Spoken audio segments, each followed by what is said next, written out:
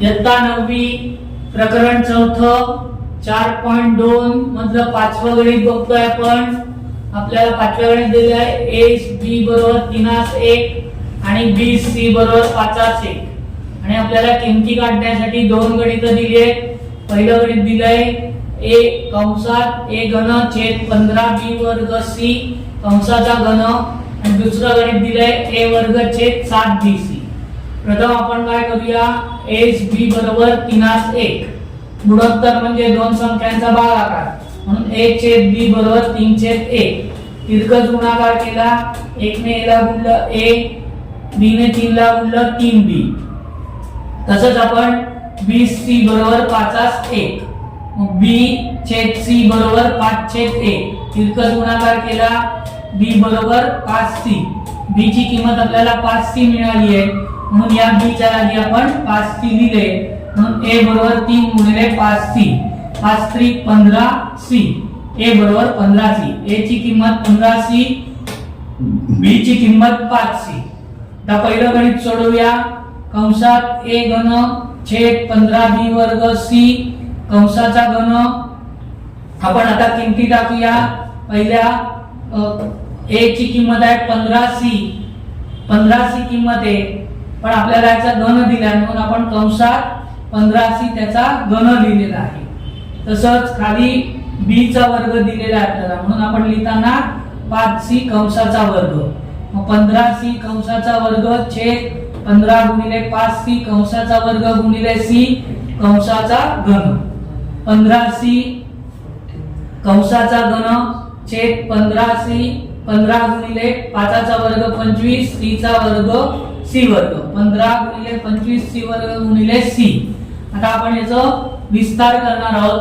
15c चा घन म्हणजे 15 घन म्हणजे ती संख्या 3 वेळा गुणतो आपण म्हणून 15 गुणिले 15 गुणिले 15 गुणिले c गुणिले c आणि खाली 15 गुणिले 25 c चा वर्ग म्हणजे c गुणिले c आणि हा आधी दिलेला c c हे कॅन्सल झाले, 1 2 3 हे तिन्ही c कॅन्सल झाले, 15 गेले, 5 ने आपण भाग दिला, 5 चा 5 25 5 त्रिक 15 परत या 15 ला भाग दिला, 5 एके 5 5 त्रिक 15 3 त्रिक 9 9 चा घन 729। दुसरं गणित बघा, a वर्ग छेद 7bc a ची किंमत आपल्याला दिली आहे 15c म्हणून कंसाचा वर्ग छेद 7 गुणिले b ची किंमत 5c गुणिले c। आता आपण त्याचा विस्तार करणार, वर्ग म्हणजे तीच संख्या दोनदा गुणतो म्हणून 15 गुणिले 15 गुणिले c गुणिले c छेद 7 गुणिले 5 गुणिले c गुणिले c c झाले, c गेले, 5 एके 5 5 त्रिक 15 आता पुढे भाग जात नाही म्हणून 15 त्रिक 45 आणि 7 एके 7 45 छेद 7 म्हणजे 5/7। हे झालं आपलं पाचवं गणित। सहावं गणित बघा, आपल्याला दिले आहे वर्गमुळात 0.04 गुणिले 0.4 गुणिले a बरोबर 0.4 गुणिले 0.04 गुणिले वर्गमुळात b। आता आपल्याला हे वर्गमुळाचं चिन्ह काढून टाकायचं आहे म्हणून आपण काय करणार, दोन्ही बाजूचा वर्ग करणार। दोन्ही बाजूंचा वर्ग बरोबर कंसात वर्गमुळात 0.04 गुणिले 0.4 गुणिले a बरोबर आपण इथे प्रत्येकाचा वर्ग लिहिणार आहोत 0.04 कंसाचा वर्ग गुणिले 0.04 कंसाचा वर्ग गुणिले वर्गमुळात b चा वर्ग। आता कोटी आणि घातांक जेव्हा समान असतात तेव्हा त्या वर्गमुळाचं चिन्ह जातं म्हणून आपण इथे लिहिणार 0.04 गुणिले 0.4 गुणिले a बरोबर वर्ग म्हणजे दोन वेळा लिहिणार 0.04 गुणिले 0.04 गुणिले 0.04 गुणिले 0.04 गुणिले b। इथे कोटी आणि घातांक सारखा आहे म्हणून आपण b लिहिलं। आता हे b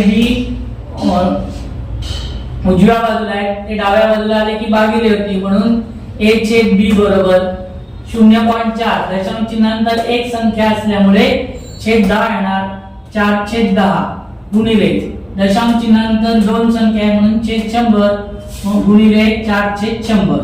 2 ने आपण भाग दिला, 2 गुणे 4, 2 पंचे 10. इथे पण आपण 2 ने भाग दिला, 2 गुणे 4, 2 पंचे 10. हा शून्य उरला, तो आपण लिहिला म्हणजे 50 झाले. या 50 ला परत 2 ने भाग जातो, 2 एके 2, 2 दुणे 4 ने 1 5, 10 झाले, 2 पंचे 10. 1/b, 2 एके 2, 25 पाचा 25 असे. 1/b बरोबर 2/25, म्हणजेच SB बरोबर 2 125.